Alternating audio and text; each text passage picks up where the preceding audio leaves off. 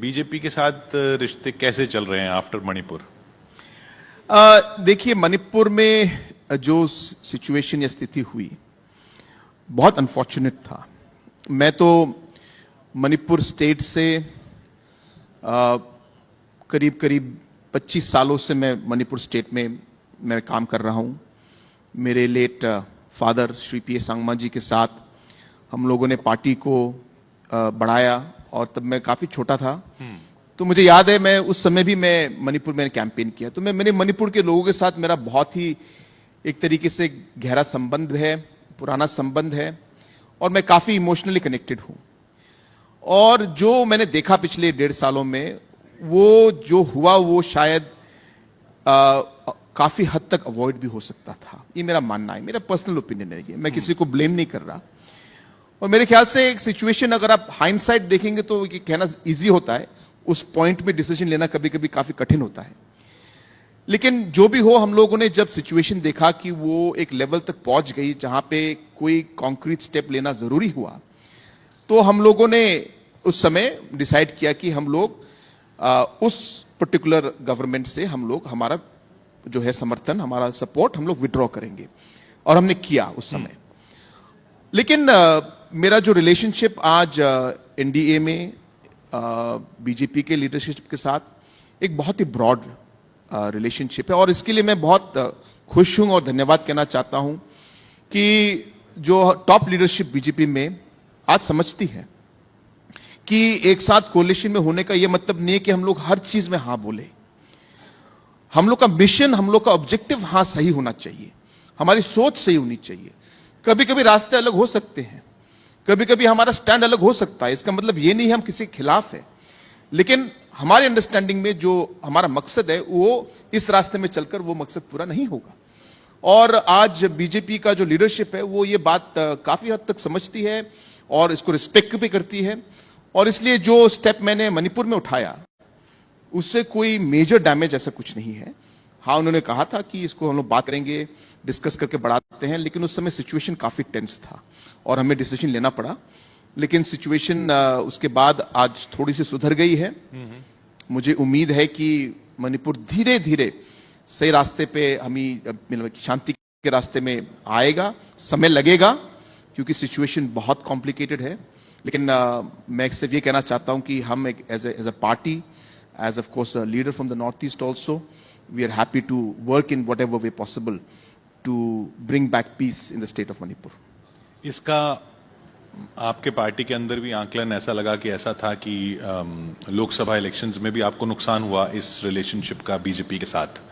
वो आप मानते हैं कि आगे चल के इसको अलग करना पड़ेगा, चेंज करना पड़ेगा, या इसमें कुछ लोगों को आपको एक्सप्लेन करना पड़ेगा? जो आप अभी कह रहे हैं कि ब्रॉडर अंडरस्टैंडिंग है लेकिन हर चीज में साथ नहीं है, ये लोग कैसे समझेंगे? बिकॉज वो आपने सही कहा, ये पॉलिटिक्स में हरदम होगा, और इससे हम लोग 100% इस कंफ्यूजन को हम लोग दूर कर पाएंगे ऐसा नहीं है। कंफ्यूजन रहेगा। और जब पिछले इलेक्शनों में, आपको शायद पता है या नहीं पता है, लेकिन 2017 से क्योंकि 2016 में मैंने पार्टी के अध्यक्ष का पोस्ट, मैंने पिताजी के गुजर जाने के बाद मैंने पार्टी के अध्यक्ष का पोस्ट लिया, और 2017 में हमारे मणिपुर इलेक्शन हुए। हम लोग बीजेपी के खिलाफ लड़े, बिल्कुल। और उसके बाद भी 18 में भी हम लोग बीजेपी के खिलाफ लड़े, बिल्कुल ऑपोजिशन में थे, और काफी एग्रेसिव कैंपेन हुआ।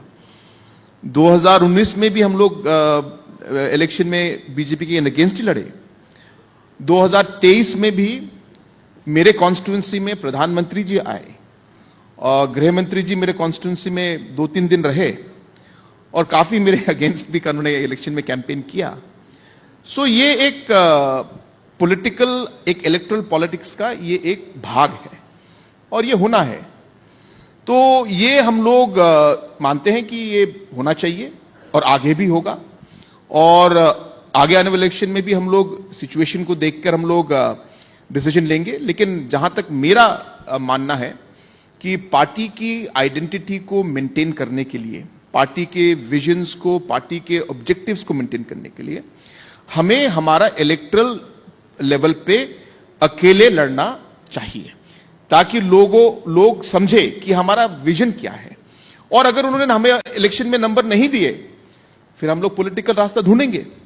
लेकिन इलेक्शन के समय अपना ऑब्जेक्टिव क्लियर करने के पार्टी को अकेले खड़ा होना चाहिए, ये मेरा प्रिंसिपल बिगिनिंग से रहा है। मतलब इलेक्शंस में बीजेपी के साथ नहीं जाना चाहिए, लेकिन पोस्ट इलेक्शन अगर जरूरत पड़े तो जा सकते हैं। बिल्कुल, because after election depends on numbers.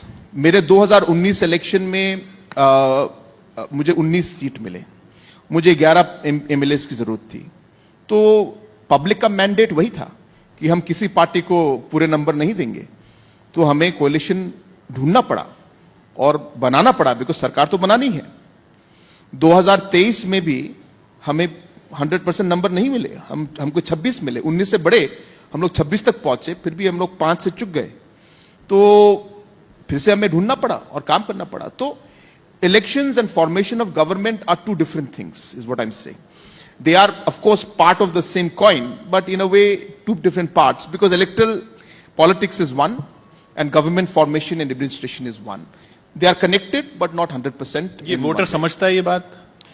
सब नहीं समझते, मैं आपकी बात सही है, सब नहीं समझते, लेकिन ये हमारा स्टैंड है और हमने कोशिश की है कि इसको समझाए।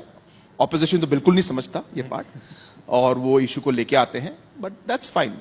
लेकिन जहां तक, जैसे मैंने कहा, इलेक्ट्रल पॉलिटिक्स का सवाल है, हम सोचते कि पब्लिक को और वोटर्स को ये समझ नहीं है, लेकिन पब्लिक काफी समझदार है और आज की दुनिया में लोगों को काफी डिटेल में, गहराई में इसकी समझ है। तो